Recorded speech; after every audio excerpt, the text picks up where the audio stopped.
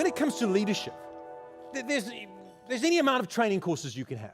He and I could spend a week training you on what we know about leadership, and you can have any amount of books. But the fact is that developing your leadership abilities will be the key to you driving a business of significant profit. And not only your leadership abilities, but the team you bring on.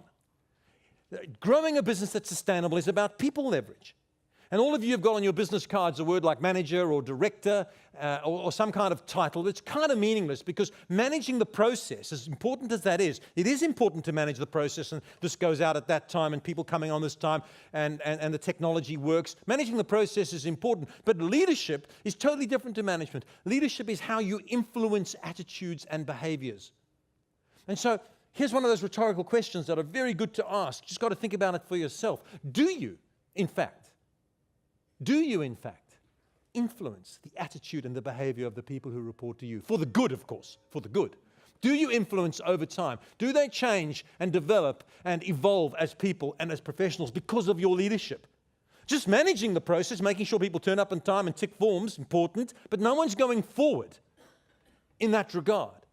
And leadership is critical because we need to have a skill to develop followers.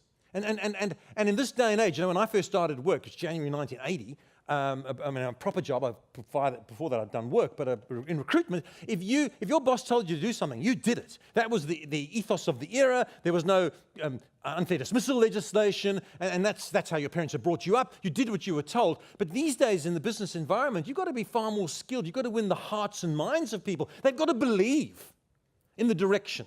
And so leadership is far more critical. Management is the easy part. Leadership is the difficult part. And when we talk about leadership, people get nervous. They think of Nelson Mandela or other people who seem to have just been born with some leadership gene. And of course, we all know people like that. But don't worry, because here's the important thing. Leadership can be learnt. You can get better at it. You must get better at it. There are techniques and tactics to get better at leadership.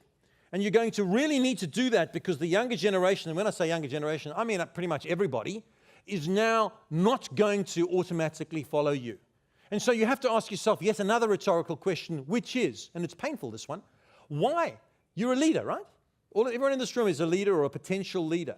Most of you actually are leaders. You're managers. You have people reporting to you. And so the question is, if leadership's important, why would anyone want to be led by you? What right do you have to expect people are going to follow you? Why would anyone want to follow your example, your direction, your vision, your view of the future, everything Chris has spoken about? What is it that you do? How have you earned the rights to bring them on this journey?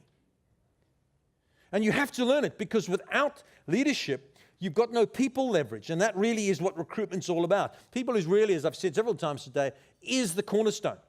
Why would anyone want to be led by you? And to distill this down into a very manageable, as I said, you could have a 5-day training course on leadership very easily and not even scrape the surface. What I've done here, what we've done is we've sat down and we've collated 5 C's of leadership. We call it the Savage Growth 5 C's of leadership.